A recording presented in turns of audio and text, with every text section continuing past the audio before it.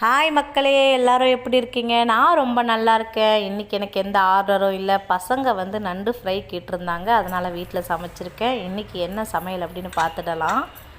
இன்றைக்கி வந்து white rice, அப்புறம் மிளகு ரசம், அப்புறமா நண்டு ஃப்ரை பண்ணியிருந்தேன். நண்டு ஃப்ரைலேயே கொஞ்சம் தொக்கு இருந்தது. எனக்கு அதுலேயே போட்டு சாப்பாடு போட்டு சாப்பிட ரொம்ப பிடிக்கும்.